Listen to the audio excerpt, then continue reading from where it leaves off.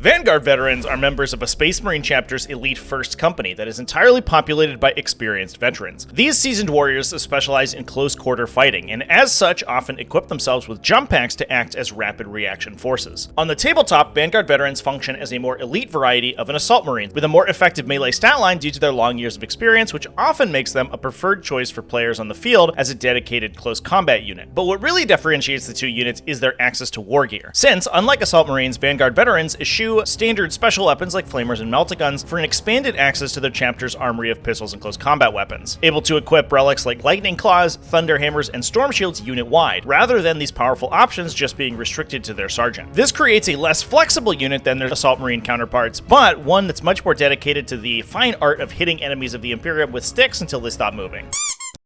Tyranid Warriors are a dangerous Tyranid bioform that fits a niche in the Hive fleet somewhere between hulking Hive Tyrants and the diminutive lesser organisms like Termagants and Hormigons. They are synapse creatures, able to maintain control of less intelligent Tyranids by relaying the psychic link that keeps the entire Tyranid swarm cohesive. Some of the smallest synapse creatures, warriors act as nodes in the synaptic web, able to distribute the commands of more advanced leader organisms such as Hive Tyrants to localized Tyranid forces, while their physical bulk and advanced weaponry make their crucial link in the synaptic chain difficult for enemies to destroy. On the tabletop, large groups of warriors often form the backbone of Tyranid armies, and with access to powerful bioweaponry such as Death Spitters, Venom Cannons, and Bone Swords, they are dangerous in both melee and ranged combat. Their synapse ability is also rare on rank-and-file Tyranid troops, and allows small pockets of warriors placed throughout a Tyranid army to maintain control of less evolved organisms and broadcast support abilities and psychic powers across the entire table via the synaptic link. When a member of the devout Adepta Sororitas fails to uphold the strict religious codes of her order, they are outcast as a member of their sisters Repentia to redeem themselves through flagellation and the cleansing fires of battle. Forced to cast aside their arms, the signature battle armor of the Adepta Sororitas, and relationships with their squad mates, Repentia are armed with cumbersome eviscerator blades that are capable of inflicting immense damage while reminding the outcast sister of the unwieldy weight of her transgressions. Repentia are spurred forward by Repentia superiors, veteran Sororitas tasked with guiding the sister back to the Emperor light with strict rhetoric and the sting of a neural whip. On the tabletop, Repentia act as fast, lightly armored shock troops. While their total lack of protection makes them susceptible to ranged fire, their desire for redemption makes them sticky troops to remove in melee. Spurred on by a Repentia superior and with the application of miracle dice, Repentia can move quickly to deliver punishing strikes to unsuspecting enemies, and with the ability to fight and even generate resources when killed, will typically find themselves trading for more than their unit is worth. The Adeptus Astartes are known for nearing the absolute limits of human martial aptitude and skill at arms, but even amongst their number, there is a cadre even more elite. The Sanguinary Guard are a unit within the Blood Angel Space Marine chapter and their successors, drawn from their veteran warriors that embody most the values of their Primarch Sanguinius. Tracing their origins back to the Primarch's personal bodyguard, Sanguinary Guards serve as honor guard and command units for their chapter's highest officers. Clad in their signature gleaming gold armor, outfitted with jump packs, and often sporting death masks radiating energy designed to strike fear, Sanguinary Guard use a combination of powerful two-handed power weapons alongside wrist-mounted small arms to devastate any potential threat to their charge. On the tabletop, Sanguinary Guard represent the peak of Astartes' prowess, and are one of the most dangerous melee units available to the faction. They are highly resilient due to their artificer armor, the melee debuffs applied by their death masks, and nearby sanguinary priests, maneuverable thanks to their jump packs, and highly lethal with their melee weapons, especially when protecting their army's warlord. Some of humanity's greatest warriors, imbued with the dark gifts of the ruinous powers, Chaos Space Marines are already some of the greatest fighters of the 41st millennium. But this martial prowess is amplified tenfold when they are exposed to the bestial influence of a Chaos Demon. Possessed are heretic Space Marines that have willingly made their bodies home to a Chaos Demon, giving the warp entity reign to mutate their body to its own crazed designs and assume control over their actions. Originally introduced by pacts with Chaos creatures by the Wordbearers Legion during the Horus Heresy, Possessed exhibit all manner of supernatural abilities, not the least of which being resilience and immunity to pain, fanged rimmed mouths, and extra limbs ending in cruel talons. On the tabletop, Possessed exemplify the melee excellence of the heretic Astartes faction. They are resilient and lethal in close combat, especially when buffed by the psychic powers of a nearby Master of Possession. Making up for their lack of subtlety with raw statistics, Possessed units batter down the defenses of weaker armies and sweep away any resistance to the battlefield domination of heretic legionnaires. I'm kinda drunk, so let's talk about orcs. If there are redneck yokels in the 41st millennium, they'd be beast Snaga boys. These orcs belong to mobs that embrace the traditional methods of life and warfare, eschewing advanced technology and preferring to live a nomadic lifestyle on the frontier of their tribe's territory. They take a great pride in hunting the largest prey, targets that are run down and captured using the mob's crude weapons weapons alongside superior stamina and mobility. This ranges from large local fauna to the largest of vehicles and even titans. And the constant struggle to survive on the outskirts of orc society hardens these individuals into titans of muscle and sinew, rivaling even the knobs of other orc mobs. On the tabletop, Beast Snagas come in many shapes and sizes, but the basic Beast Snaga Boys unit offers a less numerous alternative to the classic orc boy mob. Usually brought in small units hanging off the side of their kill rigs, these units get a plethora of bonuses against larger enemies, and fulfill their role as objective securing friends for their transports with the protection of a permanent invulnerable save from their sweet tribal tattoos. While the Celestians are the elites of the Adeptus Sororitas, only those of utmost faith are given permission to occupy the cockpit of a Paragon warsuit. These war machines are an extension of the Battle Sister's power armor, greatly expanding her capabilities while imposing little obstacle to the use of her formidable skills. Paragon warsuits are capable of mounting weaponry to rival even Space Marine dreadnoughts, including multi-meltas and heavy bolters, with shoulder-mounted hardpoints for additional small arms, such as storm bolters and grenade launchers. Such is the strain of controlling these weapon systems that a Paragon's onboard machine spirit is notoriously difficult to control and will only respond to the purest and most devout sororitas. On the tabletop, Paragon warsuits combine ranged firepower with solid melee, all protected by layers of defensive technology, including a strong armor save on top of damage reduction. What separates them from less agile armored vehicles is the core keyword, which allows the warsuit to better synergize with its army, able to be affected by powerful force multipliers, such as nearby dogmatas, and the supreme warsuit operator, the Abbas Morven Ball.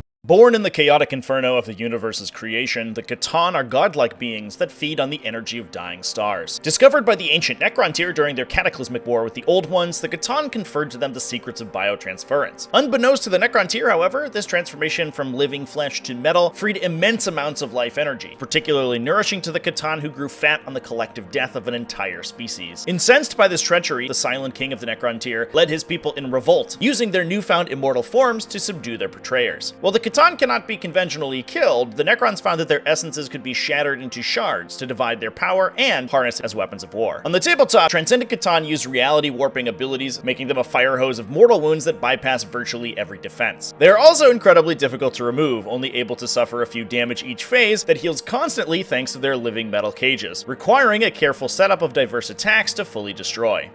Crude are a variety of avian predators that embodies the mantra of survival of the fittest, exhibiting a diverse range of phenotypes thanks to their unique ability to assimilate the genetic material of their prey. This adaptation is guided by the Shapers, who carefully choose the prey to be hunted so as to direct their clan's short-term evolution on the most beneficial path. This has led to the development of subspecies such as Crude Hounds, Crutox, and Narlocks that have adapted to fill niches within the ecosystem of the tribe. This push to strengthen their genetic lineage pushed Crude to travel widely. Crude Warspheres fly the Starways seeking mercenary contracts in order to sample the widest range of alien DNA possible. On the tabletop, Crude can be employed by armies of the Tau Empire. While they are auxiliary troops and do not benefit from most of the faction's synergies, they make up for this by providing access to inexpensive but useful infantry. Carnivores are the cheapest troop option available to the faction, and small packs of Crude Hounds are some of the most efficient units in the game at screening and holding territory. This utility is enhanced by Crude's ambushing predator ability, which allows Crude units to move before the game begins. Necron Warriors make up the bulk of the armies of a Necron Tomb world, but hail from the lowest rungs of Necron tier society. When the Necron tier species transformed to their immortal robotic bodies, the lowest castes of their civilization were gifted the most basic, bodies that would allow their essence to persist into eternity, but bereft of feeling, emotion, and much of their former intelligence. Conscripted into legions of undying automatons, Necron Warriors wield horrific Gauss weaponry with robotic precision. While in their undeath they are slow and slave to the commands of their overlords, the supernatural persistence and resilience of warrior phalanxes makes them terrifying opponents. On the tabletop, Necron Warriors create an unyielding core of infantry. While less threatening in small numbers, large units of warriors are a sink for both offensive and defensive buffs, allowing them to threaten even heavily armored targets and stand up to otherwise withering firepower. If that makes it so the enemy doesn't have the damage to kill the entire unit, they can often repair themselves back to full strength, getting bonuses to reanimate after losing casualties, and having special synergy with recursion effects like resurrection orbs, ghost arcs, and technomancers. The true horror of the Warhammer 40,000 setting is put on full display by the staple of the Imperium's workforce, the Servitor. Often crafted from the bodies of condemned criminals or press-ganged civilians, Servitors are lobotomized, reprogrammed, and augmented cybernetically to specialize in a particular role. Following the rebellion of abominable intelligences, self-improving software used during the Dark Age of technology, the use of such programs was forbidden by the Emperor himself, requiring the use of biological machines driven by human brains to perform more complex tasks. While many Servitors serve as mindless drones, more technical Servitors are augmented to perform a specific task, with limbs replaced by precise specialized tools, or slaved to complex machines for which they act as central processors. On the tabletop, datasheets for Servitors can be found across a breadth of Imperial subfactions. They are cheap utility units good at holding territory or performing actions, and while they can mount expensive heavy weapons, they are particularly bad at using them without the supervision of a nearby tech adept. The Drukhari are a vampiric race sustained by the suffering of lesser beings, and for the huddled masses of their society, this smorgasbord of pain is delivered by the witches. Elite athletes trained for centuries in the art of acrobatic hand-to-hand combat, Drukhari witch cults run the many coliseums and amphitheaters of the Dark Eldari's extra-dimensional megacity, Camorra. Following their raids into the real space communities of lesser species, witch cults fill these great edifices with slaves and unwilling sacrifices, plying their murderous trade with exotic and cruel weapons, bathing their audiences in the rejuvenating energy of their victims' tortured souls. On the tabletop, witches are a fast and lethal troop option available to Drukhari raiders. While they have little defense against ranged fire, their acrobatic displays make them difficult to kill in melee combat, and their expertise in the arena can prevent enemies escaping from them. In this way, witches can leverage their speed to steal enemy objectives, then pin down their defenders in lethal melee, and use them as human shields to protect against the remainder of the enemy army. Gene stealers are Vanguard Tyranid organisms that will often infiltrate the populace of an unsuspecting world, in preparation for an invasion by a Tyranid high fleet. Theirs is a strategy that evolves over generations, engineering a cult composed of hybrid members infected with the Tyranid's genetic material. The first few generations of these offspring are known as Acolytes, fanatical devotees to the cult's patriarch, who will in turn interbreed and continue the mixed heritage of their bloodline. The infection of Gene stealer DNA is made apparent in the alien features of an Acolyte hybrid, which sport additional limbs like their four-armed progenitors, talons ending in razor-sharp rending claws, and a hardened exoskeleton-like epithelium. On the tabletop, Acolyte hybrids form the backbone of the Gene stealer cult's offense, able to hoist heavy mining equipment and rising from the shadows to ambush their helpless prey. Their Gene stealer features give Acolytes natural melee weapons that they can use effectively in large numbers to overwhelm opponents or wield to defend themselves while holding backline objectives and completing important actions. Advanced powered armor and heavily armed warsuits are the primary tools of the Imperium's Space Marines, of which one of the heaviest varieties are Centurions. Piloted by members of a chapter's Assault or Devastator companies and deployed as line breakers, Centurion warsuits are composed of a self-supporting exoskeleton and, unlike Terminator armor, does not interface with the neural control system that Astartes possess to control their battle gear. This, combined with the Centurion's ponderous bulk, make them slow and deliberate on the battlefield. However, their extremely heavy armor and advanced support systems of the platform more than make up for this deficiency. So sophisticated are these systems that legends abound of Centurion warsuits continuing to operate even after the incapacitation of their pilot. On the tabletop, Centurions represent one of the most heavily armored infantry in Warhammer 40,000, able to equip a dizzying variety of weaponry in either Assault or Devastator form. These weapons are enhanced by the unit's omnispecs, allowing the unit to breach enemy defenses by ignoring their cover. The vast armies of the Imperium of Man abound with elite military units, specialized to a variety of unique methods of warmaking. But among the Emperor's mortal warriors, few surpass the skills, dedication, and discipline of the Cadian Khazarkin. Named for the great fortress cities of their fortified homeworld, members of the Khazarkin are handpicked at a young age from the ranks of the Cadian shock troopers. These troops receive additional training, superior equipment, and surgical augmentation for deployment in special operations. Khazarkin teams are equipped with sophisticated, environmentally sealed carapace armor suits, and their signature hotshot hellguns. These up-powered laser weapons require a backpack power supply to function, but are capable of delivering a significantly more penetrating beam. On the tabletop, Khazarkin teams are the premier shock troops of the Astra Militarum, a perfect recipient for the commands of officers, which can buff their overcharged las cells to deal blistering damage to almost any target. This makes these elite soldiers some of the most efficient damage dealers in the entire game.